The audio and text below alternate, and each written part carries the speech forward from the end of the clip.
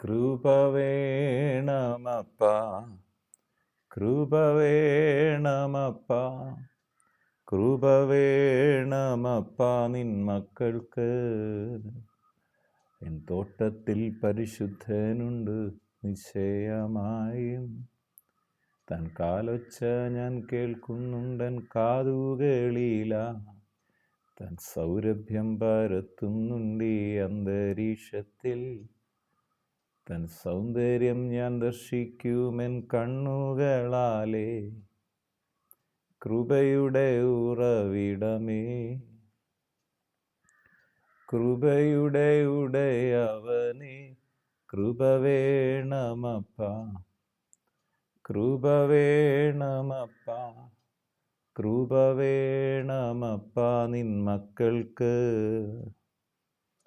വീണ്ടും വരുന്ന യേശു ക്രിസ്തുവിൻ നാമത്തിലുള്ള സ്നേഹവന്ദനങ്ങളെ എല്ലാ പ്രിയപ്പെട്ടവരെയും ഈ സമയത്ത് അറിയിക്കുന്നു.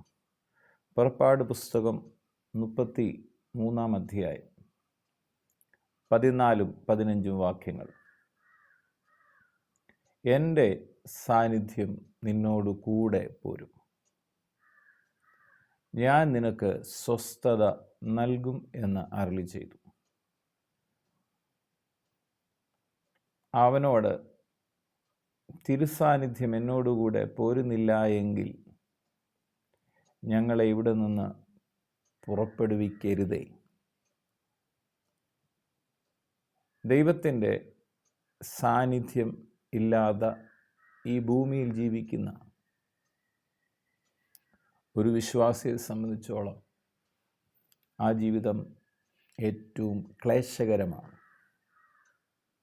പഴയ നിയമ വിശുദ്ധന്മാർ ദൈവ സാന്നിധ്യത്തിൽ ജീവിക്കുമ്പോൾ അവർ ദൈവ സാന്നിധ്യം മാറി നിൽക്കുന്ന സാഹചര്യങ്ങൾ ഉണ്ടാകരുതേ എന്ന് പ്രാർത്ഥിക്കുന്നു. ഇന്ന് പുതിയ നിയമ വിശ്വാസികളെ സംബന്ധിച്ചോളം, ഒരു ദൈവവേദനയെ സംബന്ധിച്ചോളം ഈ ദൈവ സാന്നിധ്യം, ദൈവത്തിൻ്റെ തേജസ് ഒരു ദൗത്യത്തിന് വേണ്ടി മാത്രമല്ല പുതിയ നിയമ വിശ്വാസിയുടെ മേൽ വരുന്നു. എന്നേക്കും നമ്മോട് കൂടെ ഇരിക്കുന്ന ദൈവ സാന്നിധ്യം, ഒരു നാളും നമ്മെ മാറിപ്പോകാത്ത ദൈവ സാന്നിധ്യം നമ്മോട് കൂടെ ഇരിക്കുന്നു എന്നുള്ളതാണ് സത്യം. ഇവിടെ മോശ യഹോവയോട് പറയുകയാണ്, മോശയുടെ ദൗത്യ നിർവഹണത്തിൽ ദൈവ സാന്നിധ്യം നിറഞ്ഞു നിന്ന സാഹചര്യത്തിലും സമയത്തുമൊക്കെ ജയകരമായി തീർന്നത് മോശയ്ക്കറിയാം. അതുകൊണ്ട് ഇവിടെ മോശ ദൈവത്തോട് പറയാണ്, അവനോട് പറയാണ്, തിരുസാന്നിധ്യം എന്നോടുകൂടെ പോരുന്നില്ല എങ്കിൽ ഞങ്ങളെ ഇവിടെ നിന്ന് പുറപ്പെടുവിക്കരുതേ.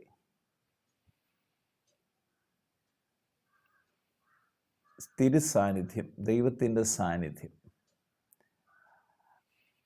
കർത്താവ് പറഞ്ഞു, 2-3 പേർ എൻ്റെ നാമത്തിൽ എവിടെ കൂടിയാലും യേശു ക്രിസ്തുവിൻ്റെ നാമത്തിൽ കൂടുന്നിടത്ത് അവരുടെ നടുവിൽ ഞാനുണ്ട്.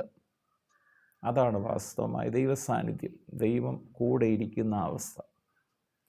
വചനം നമ്മെ ഓർമ്മിപ്പിക്കുന്നു, ലോകാവസാനത്തോളം എല്ലാ നാളും ഞാൻ നിങ്ങളോട് കൂടെയുണ്ട്. ഈ ലോകയാത്രയിൽ നാം യേശുവിനെ സ്വീകരിക്കുമ്പോൾ, യേശു ക്രിസ്തുവിൽ ആശ്രയിക്കുമ്പോൾ, യേശുവിനെ സ്വന്തം രക്ഷിതാവും കർത്താവുമായി സ്വീകരിക്കുമ്പോൾ, നമ്മുടെ ഈ ലോകയാത്രയിൽ ഉടനീളം പരിശുദ്ധാത്മാവ്, ദൈവ സാന്നിധ്യം, ദൈവത്തിൻ്റെ കൂട്ടായ്മ നമ്മുടെ കൂടെ പോരുകയാണ്. പിതാവാം ദൈവത്തിൻ്റെ സ്നേഹവും പുത്രനാം യേശു ക്രിസ്തുവിൻ്റെ കൃപയും പരിശുദ്ധാത്മാവായ ദൈവത്തിൻ്റെ കൂട്ടായ്മയും നമ്മോട് കൂടെയിരിക്കും. നമ്മ ഏതൊക്കെ സാഹചര്യങ്ങളിൽ യാത്ര ചെയ്യുന്നു, വാസ്തവമായി നമ്മൾ ഒരിക്കലും ദൈവ സാന്നിധ്യത്തിൽ നിന്ന് മാറുന്നില്ല. ദൈവം നമ്മെ മാറി കടന്നു പോകുന്ന ദൈവമല്ല. കർത്താവിൻ്റെ വാഗ്ദത്തം മാറത്തില്ല. ആകാശം മാറിയാലും ഭൂമി മാറിപ്പോയാലും ദൈവിക വാഗ്ദത്തങ്ങൾ മാറത്തില്ല. കർത്താവ് പറയാം, ലോക അവസാനത്തോളം എല്ലാ നാളും ഞാൻ നിങ്ങളോട് കൂടുണ്ട്. നമ്മുടെ ചില ജീവിത സാഹചര്യങ്ങളിൽ ദൈവം നമ്മോട് കൂടെയില്ല. ചില രോഗത്തിൻ്റെ അവസ്ഥയിൽ, ചില വിഷയങ്ങളുടെ മുഖത്ത് ദൈവം കൂടെയില്ലേ എന്ന് ചോദിക്കുന്ന അവസ്ഥകൾ ജീവിതത്തിൽ വരാം. പക്ഷെ ഒരു ദൈവത്തിൽ ഒരിക്കലും മറന്നു പോകരുത്, ഞാനും നിങ്ങളും യേശുവിനെ സ്വീകരിച്ചപ്പോൾ ദൈവ മക്കളായിട്ട് മാറുകയാണ് ചെയ്തത്. ദൈവം നമ്മെ പിന്നെ ഒരിക്കലും തള്ളിക്കളയും ദൈവമല്ല. എല്ലായ്പ്പോഴും നമ്മളെ അത്ഭുതകരമായി തൻ്റെ ചിറകിൻ്റെ മറവിൽ സൂക്ഷിച്ച് വഴി നടത്തുന്ന ദൈവമാണ്. അപ്പോൾ തന്നെ നമ്മുടെ ജീവിതത്തിൽ പ്രതികൂല സാഹചര്യങ്ങളും വിഷയങ്ങളും രോഗങ്ങളും ഒക്കെ വരത്തില്ലേ? തീർച്ചയായിട്ടും വരും. മറ്റു മനുഷ്യരെ പോലൊക്കെ തന്നെ നമ്മൾ പലതിലൂടെ കടന്നു പോകും. പക്ഷെ എല്ലാത്തിനകത്തും ഒരു ദൈവ പൈതലിന് നീക്കുപോക്കുണ്ടെന്ന് വിശുദ്ധ വേദപുസ്തകം നമ്മെ പഠിപ്പിക്കുന്നു. കാര്യം ഇങ്ങനെയാണ്, ദൈവം തന്നെ സ്നേഹിക്കുന്നവർക്ക് നിർണയപ്രകാരം വിളിക്കപ്പെട്ടവർക്ക് തന്നെ സകലവും നന്മയ്ക്കായിട്ടാണ് കൂടിയാവരിക്കും. ഇന്ന് നാം പൊയ്ക്കൊണ്ടിരിക്കുന്ന ആ സാഹചര്യവും നിങ്ങൾ കടന്നു പോകുന്ന ആ വിഷയങ്ങളും അവസ്ഥയും എല്ലാം അത് നന്മയ്ക്കായി ഇനിയുള്ള ദിവസങ്ങൾ മാറുമെന്നുള്ളതാണ് സത്യം. നമുക്ക് വേണ്ടി ദൈവം ഒരിക്കലും വാസ്തവമായി നമ്മളിതുവരെ കണ്ടിട്ടില്ല. അതൊരു കണ്ണ് കണ്ടിട്ടില്ല, ഒരു ചെവി കേട്ടിട്ടില്ല, ഒരു ഹൃദയത്തിലും തോന്നാത്തവണ്ണം അത്ഭുതകരമായ കാര്യങ്ങളാണ് ദൈവം തൻ്റെ മക്കൾക്ക് വേണ്ടി ഒരുക്കുന്നത്. ഏറ്റവും പ്രധാനപ്പെട്ട കാര്യം ദൈവത്തിൻ്റെ സാന്നിധ്യം.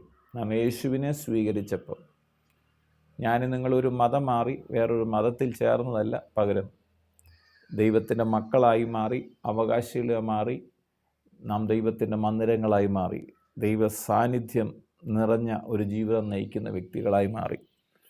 ഈ ദൈവ സാന്നിധ്യം ജീവിതത്തിൽ വലിയ സ്വസ്ഥത വരുത്തും.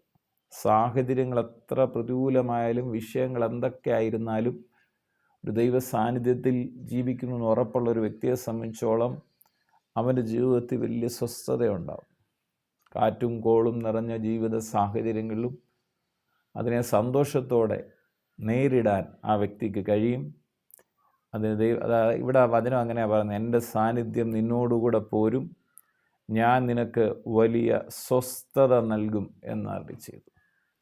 ദൈവ സാന്നിധ്യം നമ്മുടെ ജീവിതത്തിൽ വരുമ്പോൾ സാഹചര്യങ്ങളെല്ലാം പെട്ടെന്ന് മാറുമെന്നല്ല, ആ സാഹചര്യങ്ങളായിരിക്കുമ്പോൾ തന്നെ അതിൻ്റെ നടുവിൽ വലിയൊരു സ്വസ്ഥത, സമാധാനം അനുഭവിക്കാൻ ദൈവം അതിൻ്റെ ഇടയാവും. അതിന് ദൈവത്തിൻ്റെ പരിശുദ്ധാത്മാവ് നമ്മെ ഓരോരുത്തരെയും സഹായിക്കുമാറാകട്ടെ.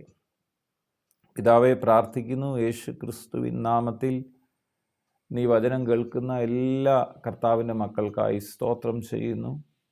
കർത്താവിൻ്റെ സാന്നിധ്യം എല്ലാവരുടെ കൂടെ ഇപ്പോൾ ഉള്ളതിനായി സ്തോത്രം. കർത്താവിൻ്റെ സാന്നിധ്യം എന്നെ കേൾക്കുന്ന ഓരോ വ്യക്തി ജീവിതങ്ങൾ വലിയ സ്വസ്ഥത നൽകട്ടെ, വലിയ സമാധാനം നൽകട്ടെ എന്ന് പ്രാർത്ഥിക്കുന്നു. എന്നെ കേൾക്കുന്ന രോഗികൾ യേശു ക്രിസ്തുവിൻ അടിപ്പിണരുകളാൽ സൗഖ്യം പ്രാപിക്കട്ടെ. ഹൃദയഭാരങ്ങൾ മാറിപ്പോകട്ടെ, ആകുല ചിന്തകൾ മാറട്ടെ, ഭയങ്ങൾ മാറിപ്പോകട്ടെ. കർത്താവായ യേശു ക്രിസ്തുവിൻ്റെ മഹത്വം ഓരോ വ്യക്തി ജീവിതങ്ങൾ വ്യാപരിക്കട്ടെ. പ്രാർത്ഥിച്ച് അനുഗ്രഹിക്കുന്നു. പ്രാർത്ഥന കേട്ടതിനായി സ്തോത്രം. സകല മഹത്വം അർക്കപ്പെട്ട കുഞ്ഞാടിന് യേശു ക്രിസ്തുവിൻ പൊന്നുനാമത്തിൽ പിതാവേ, ആമേൻ.